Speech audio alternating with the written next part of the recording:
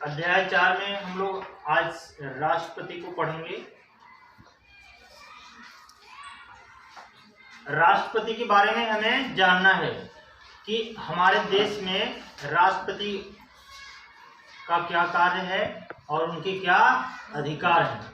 तो बताया गया है कि राष्ट्रपति राष्ट्राध्यक्ष होता है। राष्ट्र का अध्यक्ष, पूरे देश का अध्यक्ष माना गया है राष्ट्रपति।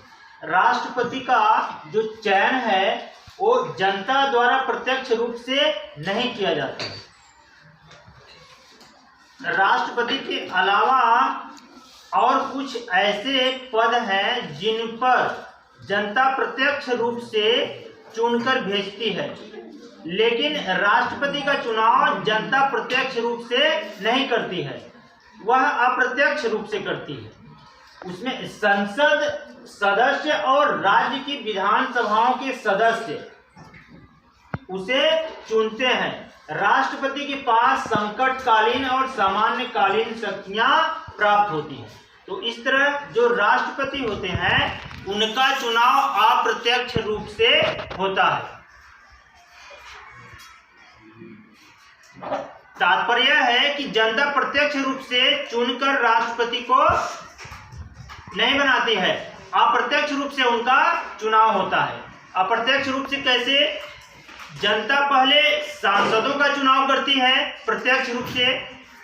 जब सांसदों का चुनाव हो जाता है तो वह सांसद क्या करते हैं, संसद में जाते हैं और राष्ट्रपति के चुनाव में वो भाग लेते हैं। और दूसरी तरफ जो राज्य स्तर पर विधानसभा होती है, विधानसभा के सदस्य भी उनमें भाग लेते हैं राष्ट्रपति के चुनाव में। तो इस तरह राष्ट्रपति का चुनाव अप्रत्यक्ष रूप से होता है, जनता प्रत्यक्ष रूप से नहीं चुनती है।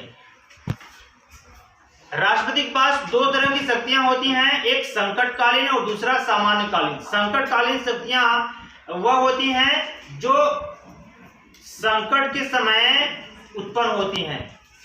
जैसे हमारे देश में बाह्य आक्रमण, किसी दूसरे देश का आक्रमण जब होने को होता है तो उस समय राष्ट्रपति अपने संकटकालीन शक्तियों का उपयोग करते हैं। और सामान्यकालीन शक्तियों में वह देश के अंदर किसी प्रकार का कोई दंगा फसाद या किसी प्रकार के अन्य हिंसात्मक कार्य जब होते हैं तब वह अपने सामान्यकालीन शक्तियों का उपयोग करते हैं। इस तरह दो प्रकार की शक्तियां उनके पास होती हैं।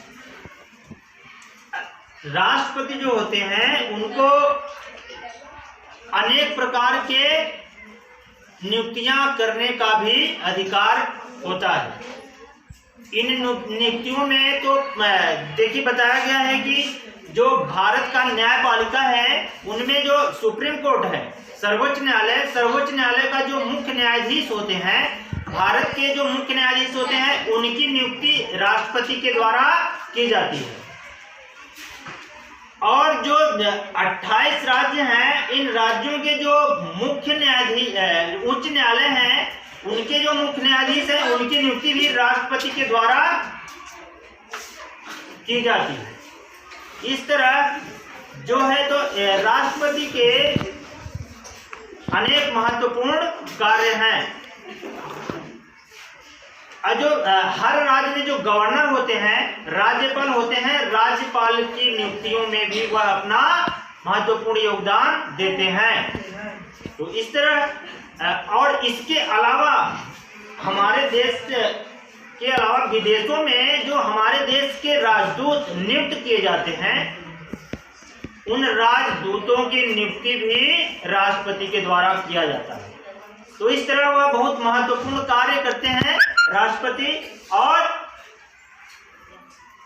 और एक महत्वपूर्ण कार्य उनके द्वारा किया जाता है, वह तीनों सेनाओं के कमांडर होते हैं। क्या होते हैं? कमांडर होते हैं। सुप्रीम कमांडर उनको बोला जाता है। सारे कानून और सरकार के प्रमुख नीतिगत फैसलों के बारे में भी वह